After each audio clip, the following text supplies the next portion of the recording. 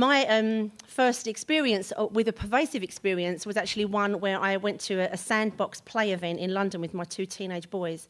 And there was this game that I so did not want to join in with, where we were split into 4 teams. We were each given like a different coloured vest for the 4 teams.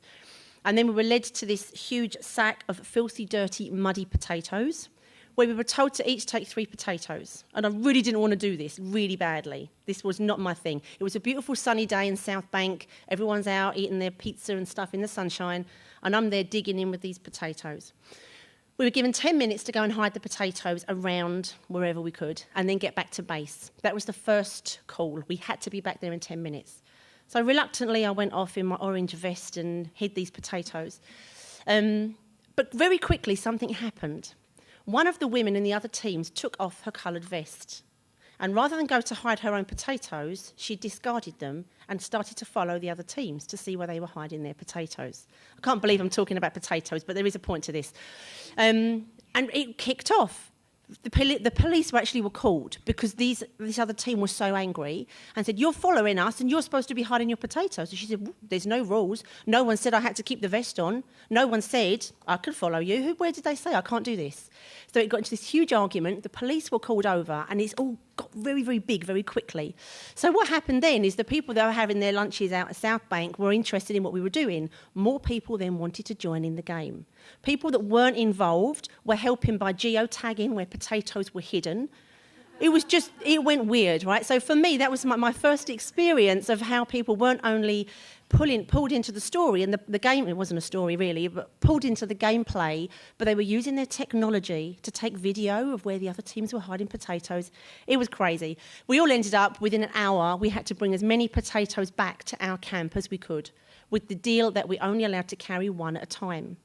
I was like a maniac. I was going up to people who were sitting having lunch and saying, "I'm really sorry to be rude, but can I hide this potato underneath your bag?" Within minutes, I was transformed into this pervasive story, and I could see then the power of it. So for me, there's a lot at stake when you're doing this, and there's a lot of things from a design experience that needs to be brought in from the beginning. And some of those things, and we will talk about them, are triggers. There has to be something at stake. And as ridiculous as it was, that was potatoes, but there has to be something at stake for people to care. The rewards. Why do people want to jump in and join in these crazy pervasive experience? They have to get something back. People need to know what roles they're going to play.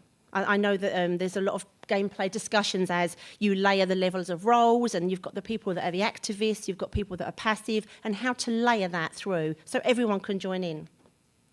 It has to be fun. It doesn't have to be a game, but it does have to be fun.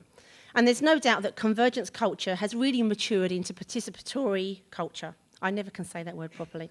Quite organically, and the options for audiences to join in and collaborate are ones that should be really considered right at that beginning when you're baking it in from the start. Put the audience and their behaviours in at the beginning. One thing that I know Jeff spoke about was looking at the essence. Some people called it the core or the DNA or the heartbeat of your story. Once you know that, that will help you to define the genre of your story you're going to tell, which also then immediately dials you into the audience. By just defining that genre and that essence, you've got straight away an idea of who your audience is. Once you know who they are, you can design an experience for them. So there's a lot to consider. I don't think that pervasive experiences need to be games. I've got an issue with the word gamification, like probably some of you do. But I do think they need to be fun.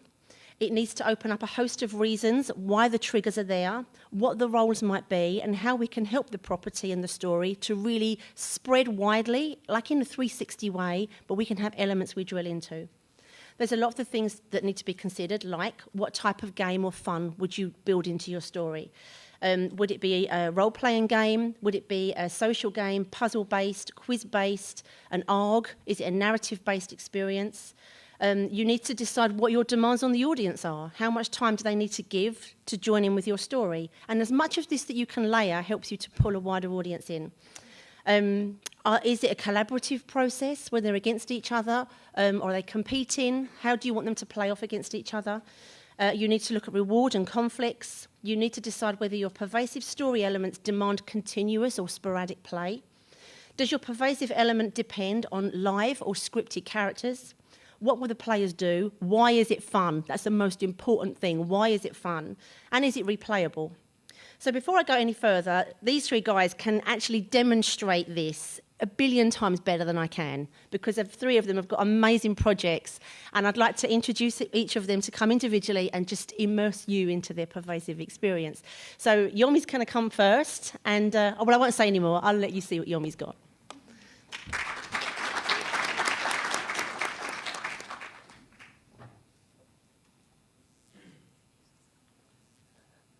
Hello, good afternoon. My name's Yomi Ayeni. I am the creative lead at Participate. We're a small unit in London. I call myself a storyteller. I have been lumped in with a film fraternity, and it's a good place to be, but I'm not a filmmaker. I have stories to tell, and I'm one of these crazies who believe that if it's a film experience, and you're queuing up to buy your tickets, so you have to book your tickets online because this big, amazing blockbuster is about to be released. And you get your tickets maybe about 3-4 weeks before the cinema screening. You should, at that point, start to have your cinematic experience. It should come to you, be it via email, be it a knock on the door, be it a package in the post. You should never, in this day and age, have to sit in a dark room for 90 minutes just to experience a movie or anything. 360, a rather bizarre sort of concept, something that I ran into when I used to produce reality television formats in the early 2000s in the UK. It doesn't map for me. I don't believe it takes into account inanimate objects, things like the sunrise, sunset, traffic. 360, what is it? You're mapping the same content across various platforms, in some cases replicating the same thing. It's just more or less makes me cold to a certain degree. I have invested a lot of time and effort into playing with my most favorite platform, which is the human mind. I call it mental real estate. If you seed something, be it a narrative element, well enough, it may be a piece of colour, it may be sound, it may be a smell, it may be a touch, it may be a time of day, time of the year, that teleports you back to the initial point when either you interacted with someone who they passed on that narrative element to you, or something that just reminds you. I mean, I often say, if I were to stand up here and say, next Saturday I'm going to jump into Trafalgar Square and turn the water red, and we part company. You may not remember it this time next week, but the moment someone says, I'm going to London, I'm going to take a photograph of Trafalgar Square, it teleports you back to that very moment. Did that crazy black guy actually do it? And that is more or less what I call the mental real estate.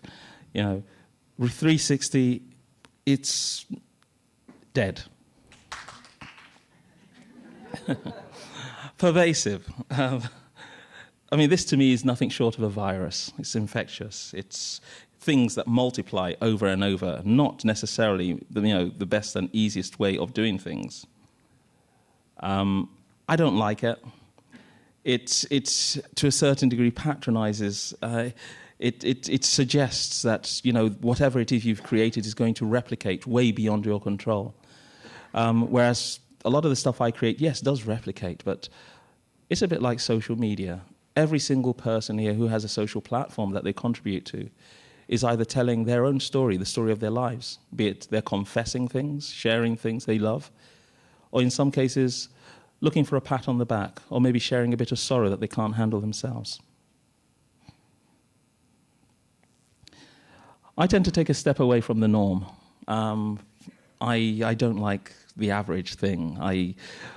I grew up as a rather sad little boy who really got his kicks out of imagining, what if this thing happened? What if the whole fridge just flew open and all the ice cream spun out?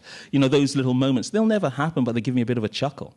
And I know we all have those moments in us. We're human beings, for Christ's sake. And those are the things that really excite you. Some people call them plot points. Other people just say, well, you're a little bit quirked that way. You're a bit crazy. But yeah, I may be. But that's what interests me. And within those little things, because we share them, you can build community of interests around them. And Alison mentioned knowing where the people are, where your audience is, who they are, what they're thinking, what they're doing.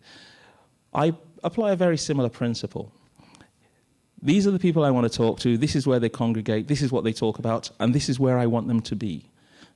This is what I want them to think about. This is how I want them to embody every single thing that I'm creating. So what catalyst can I put in the middle to teleport them from A to B?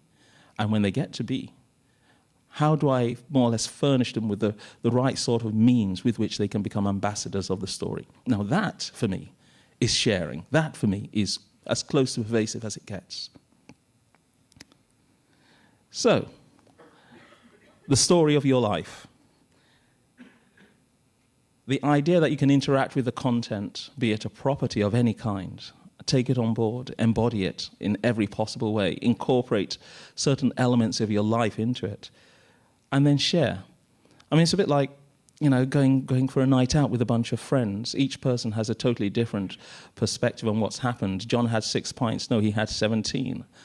You know, but at the same time, collectively, you can actually build a story world by sharing those little elements and putting something that's really interesting together. And that's what happens, you know, the water cooler moments and all the rest. You are more or less vocalizing experiences that you've had, be it a television show, but building a story world around it. Each person has a totally different perspective, and each perspective is a component part of a narrative. Creating a world by your involvement, and this is one of the bits that really gets me going, you know. You can start, it's a bit like having a party. You have this event and the room is empty, you know. Someone walks in who's the biggest party goer and just nothing happens. On the other hand, you funnel it with a whole bunch of people and experiences, and as each person walks in, you cheer, you pat them on the back, you invite them in. You know, they become part of this whole narrative, and they're talking about it for years to come. Your interaction and your perspective is central to this whole component part of storytelling, and that I love. Now, this is more or less my work in practice. We should have some sound. No?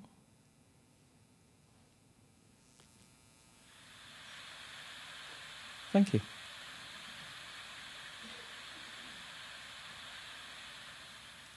You're tuned to UK Dance Radio, broadcasting on the internet, live from London. There's a lot of sound to this. Oh.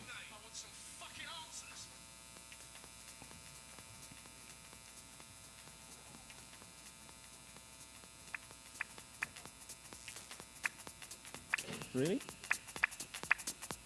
Oh, okay. I may just do this. Sorry. Okay. I'd like to introduce you to Breathe. This was a project I produced in 2009. It was a narrative based around 3 young hedonists who collectively decided to morally corrupt the fabric of society. And the first manifestation of this rather warped approach was a nightclub, a fictional nightclub, where they covered all the vents. They rigged the dance floor to operate the ventilation system, and people went there for what they called the ultimate legal high, a near-death experience. Over time, people start dying, and the police find people in bed asphyxiated. But the pathologist reports suggest that they either died in a Bikram yoga class or a sauna. At no point could they have walked home, got undressed, folded up their clothes, locked the door, and jumped into bed, and then just died. So this explains my warped reality.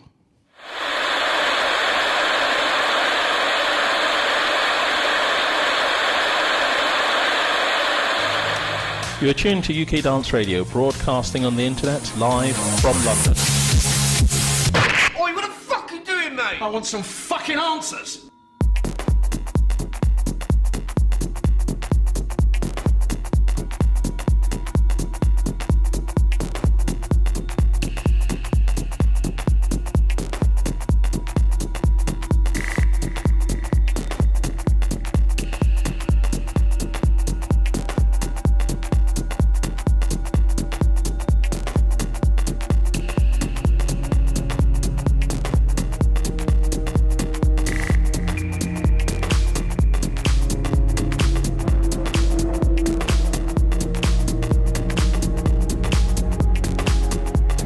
been called to a house in East London after the body of a 26-year-old man was found by a relative last night.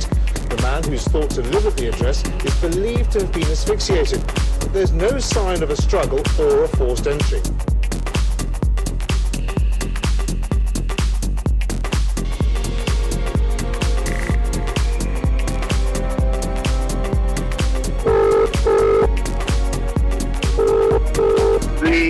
The thing that's come up frequently is that Daniel seems to have been initiated into some sort of underground group. They're a group that I don't know a huge amount about. I've been kind of looking into them, and it's very difficult to work out whether they're actually something sinister or not.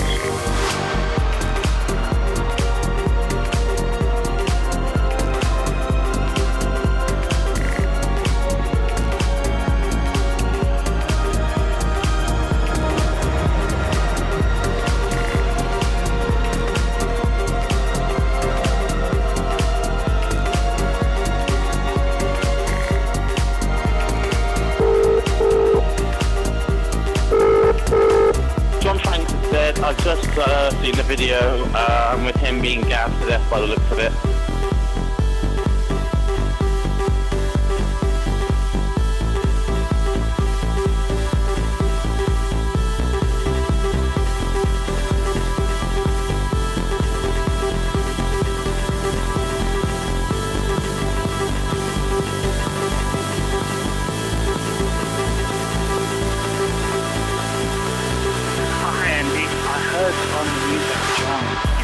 About what happened to I was wondering if you knew anything more, obviously, please not saying. It was a narrative that halfway through we handed over to the public. The first part was 100% scripted, with signposts to various things that were happening the preceding week or the following week, from live events that were listed in national press to telephone numbers with cast members sitting by the phones with a complete breakdown of every single part of these lives, and this ran for 3 weeks.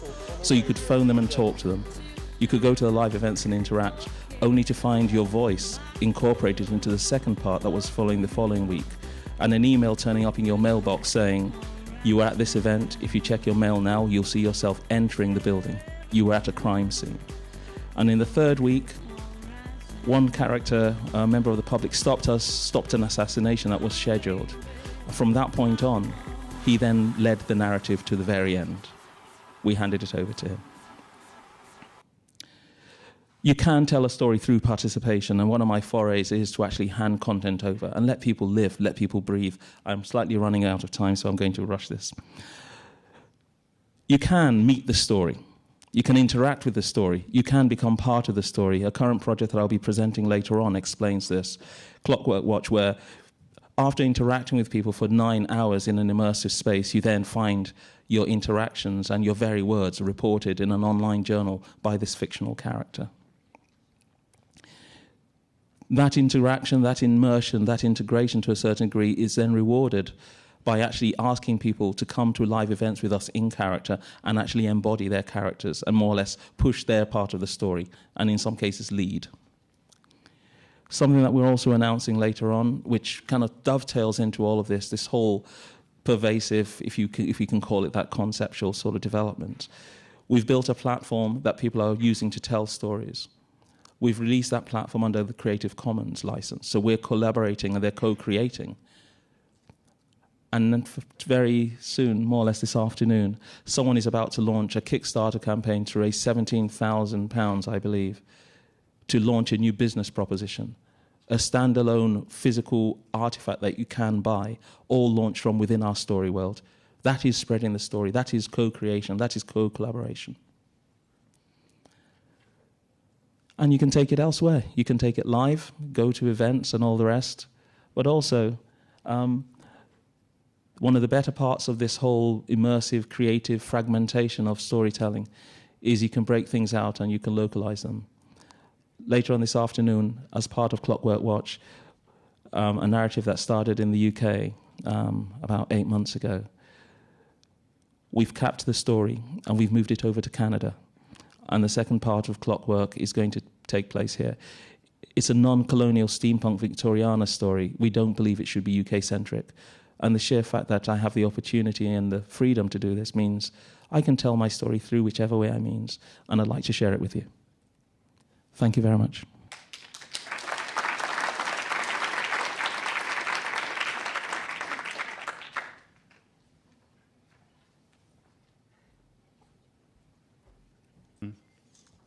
That was great. Thank you. Mine is so different, what I'm going to show. I think in a good way. You know, it's really nice to see a variety. Thank you so much for the opportunity for being able to show this project to you. It's very exciting. I've been working as an independent transmedia creator and a games creator for many years. This particular project, Time Tremors, I'm working with the wonderful Xenophile Media in Toronto.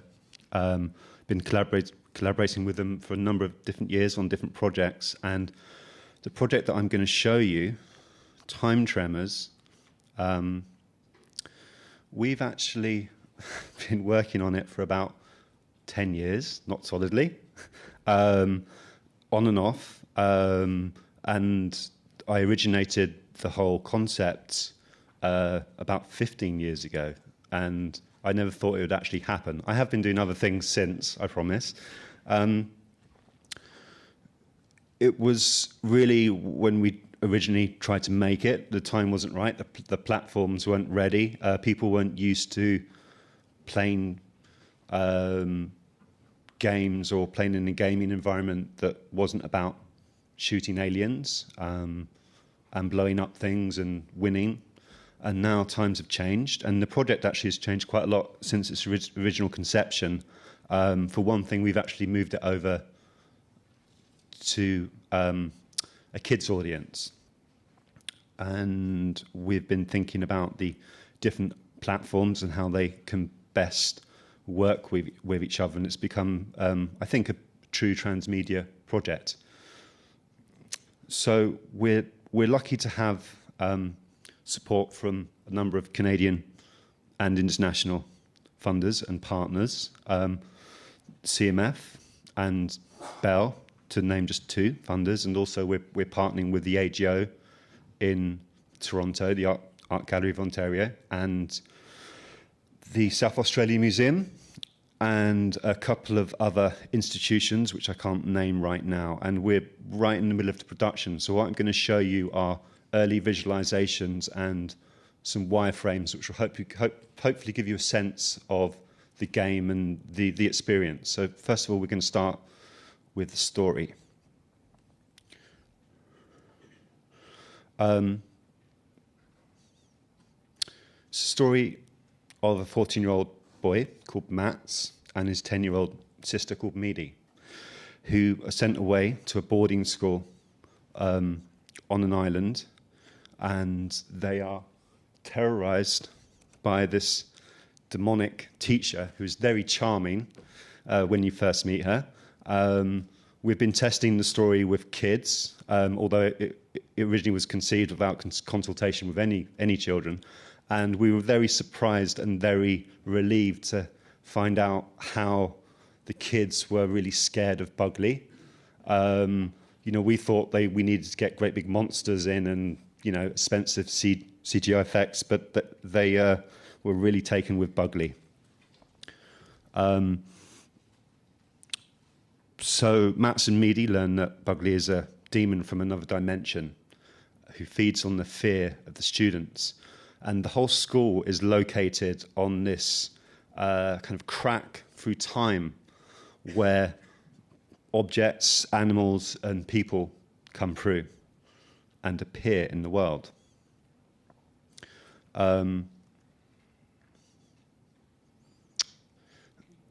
Bugley also goes through time, forward and backwards, and she handpicks the best, or should I say the worst, of the warriors and soldiers from history, and she corrupts them and gets them to join her army, and she drags them back through time, and they become time mutants.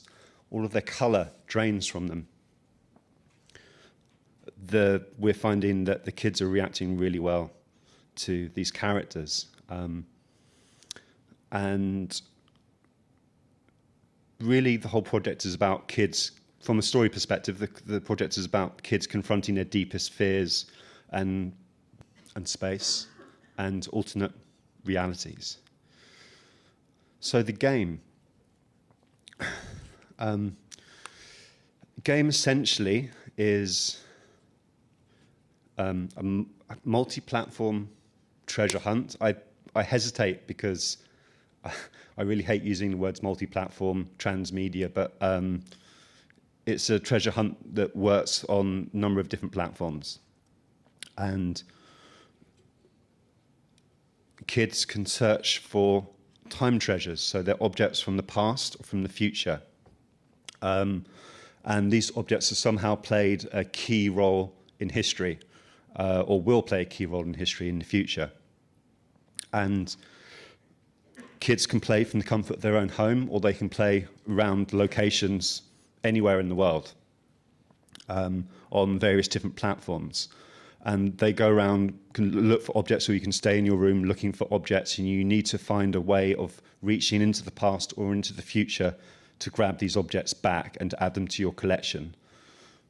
So I'm just going to show you one game of one of many games that you need to do in order to retrieve an object. So the first thing is really moving around until you actually discover an object. And when it gets detected, you get presented with a key on your phone or on whichever device you're using. And you need to rotate the device in order to unlock this portal door that you've discovered.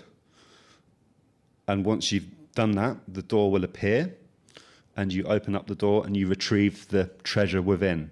So we're going to have about probably 7 to 10 different games like this, which will vary hugely, and they'll also probably be combined with each other too. And there's going to be about 150 to 200 time treasures. And there's one of them, that's Napoleon figure.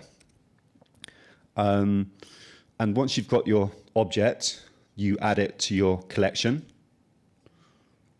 And each object tells a story. It tells a story about itself and its placement in history, but also it can be used and placed in Celestial Atlas to trigger further story content which pertains to time tremors and the adventures that they're having.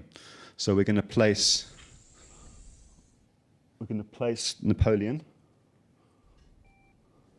Again, this is all wireframe form or rough visualizations. Once we've placed the content, once we've placed the object, we see a bit of content pop up. The kids really loved working out the link between the content that's placed and, the object that's placed and the content that's shown. In this case, it's Napoleon is in the stamp. It's kind of an obvious one. So that's kind of the main game. And there's more than that, and I'll show it in just a moment, but also you can play it at different locations, institutions such as the AGO, and we're going to be having quite an exciting time with augmented reality there. Also, the future vision of the project, which won't start until next year, is that we'll be having a TV show. We're partnered with CBC, and from the TV show, the kids will be able to access content from the show. So if you imagine Bugley throwing these wasps towards the camera, and the wasps flying out, into your living room and being able to see them with your device, and then being able to collect those insects from the room into your game. And that's something we're really excited about, how the media or the content can literally kind of spill out the screen into your room and then into your phone and then maybe onto another device. We're also playing around with trading cards as an alternative way of collecting treasures. Probably won't be using QR codes now. We'll probably be using shape detection, shape recognition. So yeah, we can show you how we would collect an object here. The other thing that we're going to be playing around with is, what happens when you put two cards together. Potentially they can reveal a a scene with both the characters in. The other thing that we'll be doing in the future is web hunting. So you'll be able to explore all these different ARG sites and find treasures there by stripping away surfaces. I'm going to hurry now because I'm running out of time. The other thing that we can do is with our collection, we can also trade, kids can trade treasures with each other. And something that we're very excited about, which is going to be a key part of the game, is that also kids can compete with each other too. And all of these components make up the kind of bigger transmedia vision for the future, where we create a game or a story that has multiple entry points. Each platform works as a experience in itself, but also leads the audience into every other platform. And that's about it. Thank you.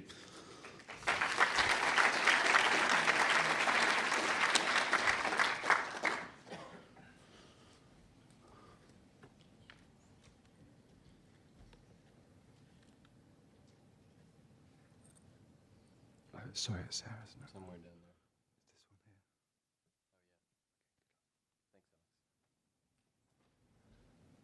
Hi, Merging Media. Hey. How's everybody doing?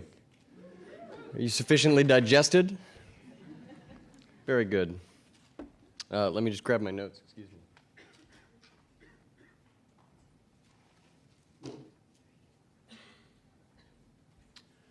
So as Alison introduced me, my name's Trevor Haldenby, and I work for a lifestyle biotech company called ByoLogyc.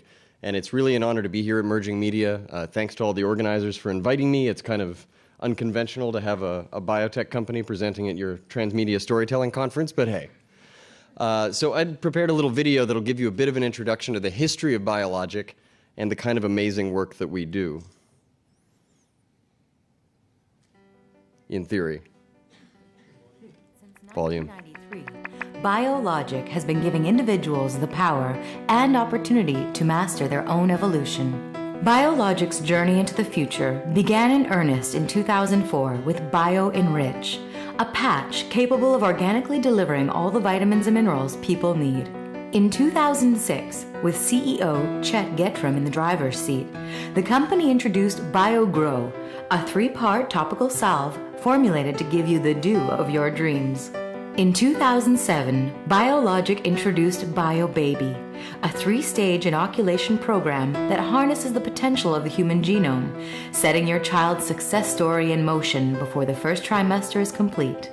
In 2008, with BioBreath, ByoLogyc showed the world that personal hygiene and climate change could be tackled with a single product. A spray that freshens your breath while also scrubbing our planet's atmosphere of harmful greenhouse gases. After collaborating with the Canadian government on the mapping and sequencing of the H1N1 virus in 2011, ByoLogyc introduced one of the most successful products in its history, BioMate, a pheromone-stimulating pill that brings the lust and lasting connection of nature's most virile species into your bloodstream and bedroom. And now, in 2012, ByoLogyc has arrived in the future it has been designing for almost 2 decades. So that's a bit of an intro to ByoLogyc. Listen. Jesus. We get that a lot.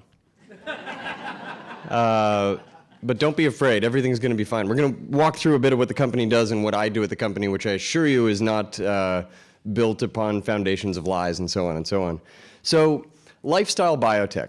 What does that mean? It means that ByoLogyc is taking the last 30 or 40 years of advances that have taken place in labs all over the world, in genetic engineering, synthetic biology, personalized healthcare solutions, and we're trying to take all that innovation out of the lab and present it back to people through products and services that are simple, easy to understand, and that offer them the opportunity and the power of choice about how they want to live their lives.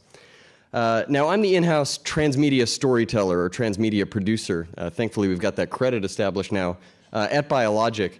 So I produce a whole bunch of different things for the company, and I'll walk you through a few of them. The first thing I produce for ByoLogyc is its video content, introducing all of our futuristic products, exploring their benefits in a language that really means something to people and that's easy for them to understand. And you can find a whole library of our videos at vimeo.com/ByoLogyc.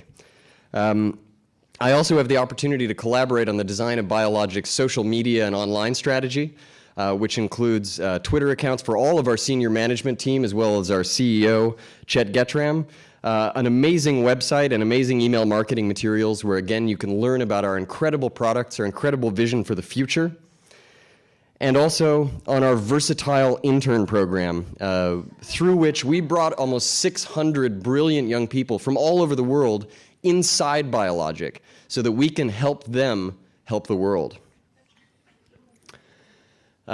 They've sent us all kinds of images that help us get a better ethnographic understanding of what our customers are up to, but this is my favorite. You can really see how happy people are with the brand, and in the case of those that aren't smiling, how much it makes them think. And we run live events in our hometown of Toronto, where our headquarters is based, that really are amazing events. We get thousands of people out. They're sort of like pharmaceutical cocktail parties where you get to try all the different products we've got in development. So that's the smiley side, but I also want to be aware that, as our disgruntled audience member identified earlier, it's not all sunny for ByoLogyc. As you may have heard in the news, insurgents from the online terrorist organization known as EXE have recently targeted and attacked ByoLogyc, actually sabotaged our production lines on the newest product that we announced this summer, BioRenew, a firmware update, if you will, for your immune system that keeps you safe from the viruses that are out there today, and also the ones that don't even exist yet, that are going to exist out of random mutations next year. But we want to make it very clear that you can rest assured that ByoLogyc and its fearless leader, Chet Getram, we're on top of this. We're taking these threats very seriously. And our entire senior management team is collaborating on the design of solutions that help us address these problems. Across all of our departments, we're working holistically to solve these problems. We've built a free online tool that allows you to diagnose yourself as well as your friends and family in your social network for symptoms of the BRX virus. Because as we all know, viruses spread socially. It's important to track them preemptively socially as well. Excuse me. There we are. We're producing all kinds of information that introduces the BRX virus to people using the same friendly visuals that we've come to associate with all of our products. And this BRX virus is the mutated strain of BioRenew that's now out in the wild following this terrorist attack from EXE. We're even repurposing our lifestyle biotech retreat center called the Bio Retreat, where you can come and experiment with all of our products, into an emergency evacuation facility that is ready to keep Toronto safe should the BRX virus hit its criticality, which our data suggests could take place sometime as soon as November 2nd and November 3rd, 2012. Now, all of this might sound a little bit like science fiction. And fortunately for all of us, it is. ByoLogyc is a character.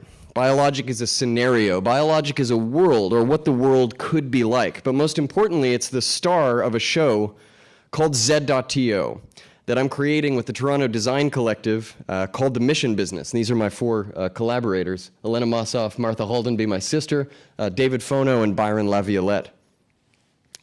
And we're creating this show called Zed.TO that ByoLogyc features as the main character of. It's a simulation of the end of the world that is built around kind of an alternate reality game framework and interactive theater set pieces, where you can come and become a part of ByoLogyc and actually experience what they're doing firsthand.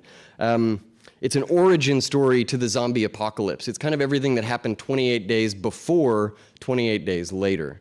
And that's what we're really all about. It's not about technology being bad. It's about technology being designed and influenced by people with values, people with visions, people with goals, nefarious or not. And we believe that to really engage people in our end-of-the-world story, you have to build that world up before you can tear it all down. So we've looked at all the channels that ByoLogyc would use to communicate with its customers, and we're using all of those as the channels through which we tell our story. So websites and social media, online fora, and WikiLeaks-style document leaks. We've built products that represent all the things that ByoLogyc sells, and they look and feel great, and most of them are placebos. We're using a graphic novel to tell the story, the backstory of ByoLogyc, where the company came from.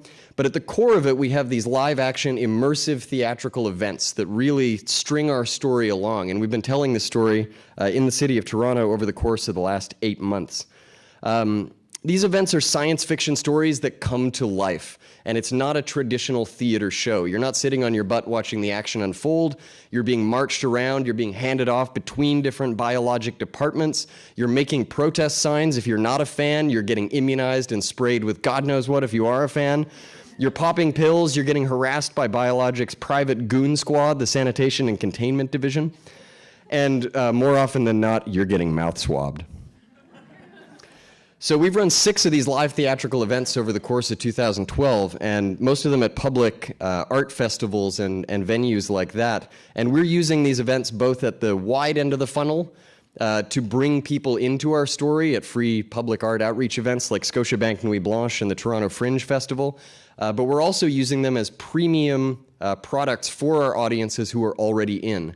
So for the final event that we're running in about a month's time, these are some pictures from our previous events, you'll actually be able to choose what kind of role you want to have at the end of the world at this event we're calling ByoLogyc Retreat. You can come as an evacuee, you can come as an anarchist that's a member of this online terrorist organization, you can come as a member of the Goon Squad, and we'll pair you up one-on-one with a guy in like riot gear with a baton on the thing. It's terrifying. Or you can come as a board member of ByoLogyc and you just sip champagne and a private opera performance takes place in front of you while the world burns and you decide who makes it and who doesn't. So we tell this story live and online. It's really exciting. There's still a lot to do. We're launching this big finale in 1 week from today in Toronto. Here's some contact information you can get me at. And if you want to buy a ticket, if you're from Toronto, this special promo code for emerging media attendees will get you $20 off any ticket. So please check it out, and thank you very much for your time.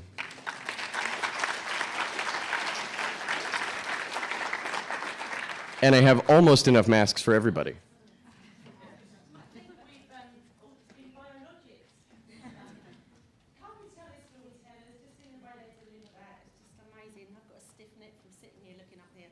Okay, I think we've got 5 minutes to go. I've got a list of questions here that I was going to run by these guys. I wanted to ask them how they balanced online and offline. I wanted to ask them how they attracted an unsuspecting audience, like with the potato thing that I went through. How, once they've got people to discover the story, how they define people into roles. I've got a list of questions here, right? But I just think with this economy of listening that we've got going on, I imagine there's some questions in the audience. And with 5 minutes to go, I just wondered whether I might just throw it out to you guys. If there are any questions? Well, don't ask her. She's just trouble. She's just trouble. The anarchist in the 5th row. I promise I'm not shilling. So I think one of the things that you guys have done, and I'm talking to Yomi and Trevor, is can you define the difference between what you're doing and hoaxing? A lot of people talk about the transmedia hoax. How is what you guys do not the hoax? How is it like training the audience? And where do you put that, where that destabilization of reality in the fiction? Do you want to go first? We could go every other word. You want to go that way? Okay, go. Hello? Yes, test it. Were you saying coaxing or hoaxing? Coaxing. Hoaxing. Hoaxum. Okay. I think through the sheer length of the experience that we're designing and the attempt we're making to make a story that's truly pervasive across online media and these live events where you really do get to play a part in the decisions that are made in the rise and fall of ByoLogyc, we've moved away from hoaxing into something that's just so long and so big and with so many people involved at so many different levels that it is effectively real, whether it's a hoax or not. The people who are in it believe it. I guess that makes me just a big hoax. Yes, it is a hoax, a lovely, beautiful, big hoax. Well, when in 2009, when we did Breathe, we ran into a whole load of trouble with how the story was developed. And I had my knuckles rapped quite heavily by people, because one of the things we wanted to do was to show the world, that you can immerse yourself in this narrative as fully and as bodily as you could possibly. We created you may have seen, we took over the domain Met Police Force, and London has a metropolitan police force, but they didn't own metpoliceforce.com. So we took that domain, we got a designer to mock up what the police imagery and all the rest would look like. We changed the colour somewhat. And then we took RSS feeds from every single source in the UK that referenced crime in London. For the 3-4 weeks that we ran the site, it was the most up-to-date reference point or focal point for all crime, including drugs and death in London. And until we got a cease and desist order from the police, and they took our whole site down. But that was then. We have grown. What I do now is very different. My current event is lasting for 5 years. And I will talk about it later, but the basic premise is we're asking people to build the world. We're not bringing the world to the table, but we're collaborating with the public to build the world. And out of that world are going to come some amazing surprises. You can't hoax anymore. It's really gone. It's about 3-4 years ago. Now people actually understand what's going on, and you really, to ask them to immerse themselves in a bizarre narrative, you have to build the blocks. It has to have a great background, be as sticky as hell, but at the same time give people the opportunity for their minds to engage and for them to imagine and them to contribute. People won't hoax themselves. They're into storytelling and into sharing, and I think those days are way long gone. Anyone doing it now, unfortunately, is going to trip up. I think it's quite fitting that the disruptor in the group asked the question. But one of my questions was going to be, how do you deal with disruption? Because I know that project that I'd worked on, I remember telling you guys that we were able to define 3 very distinct behaviour types around the story that we were working on in an interactive way. One were that they were very strong advocates for the story who wanted to help build and grow it. There were others that wanted to be, we called them the gardeners, that they sat back quietly and just wanted to kind of help keep it nice and keep it on track, but didn't want to be shouted out for it. And then there was the third demographic of the disruptors who came in and just wanted to mess it all up. Have you kind of designed for that? Have you given a space for people to come and disrupt, and how have you handled that? Particularly with this final event that's running in 7 days, ByoLogyc Retreat, we've built the 4 levels of tickets to roughly map to the kinds of experiences that attitudes people seem to want to bring to the table. I want to fuck things up. I want to clean things up. I want to enjoy myself. And I want to be saved. I want to be told that everything's going to be okay, even though it's apparently not going that way. I encourage it. I really do, because it's life. None of my projects are, they're far-fetched, yes, but I still believe they mirror life and they run parallel to life. And we've had some of the most amazing contributions from people who've just brought stuff to the table. The person who stopped us halfway through a production, we were shooting stuff up to the very last minute, editing it and then making it live online. So you were within about 2 days of contributing to content. And he stopped that halfway through, and we had to play catch-up. My main goal is for me to move from a creator and a producer into a participant, because the public is leading me, and I'm having to play catch-up. And hopefully I've done enough of my homework to make sure that I can play catch-up. Otherwise, it's gone. Alex? Although it's not obvious, that kind of thing happened on our project too, in the sense that we did we had a couple of focus groups, and kids can be very disruptive, and you kind of need to go with it with kids, and because that's what they want to do, and it's really that's a very valuable thing to actually see them disrupt it and see what they're engaging with and the way that they want to engage with it, and we were actually able to embrace that and start integrating it into the project design. We're trying to build a project that people can play on many different levels, whether they want to compete, whether they want to play the games, whether they really would just want to collect or just engage with the story, or a combination of those things. Well, no, we're kind of out of time. Is there one more question, perhaps? Yep. Just a branding question. You're calling your the website Zed.TO. That's awfully close to Zed.TV that was on CBC a number of years ago. Tell me about it. Did you not know? Yes, we were aware of that when we started and felt like enough time had passed that the cultural memory of Zed, as amazing as it was, had faded just slightly enough that there was room for a new contender. Definitely something to be aware of next time. No pushback from CBC? Nope. Cool. If you get the chance to talk to these guys at any point over the next few hours, I do urge you to do that. They've got so much more to say. I think that a lot of people that I speak to in broadcast and film and publishing are interested in doing this kind of thing, but I think they're slightly lazy in their approach. They don't want to put the work in and do the research, and I think it is quite challenging and hard. On the other hand, I think the benefits to bringing a loyal audience in like you do and taking them with you through an experience is a far bigger payoff. So I know we've got a wrap, but I just want you guys to appreciate how awesome these three are.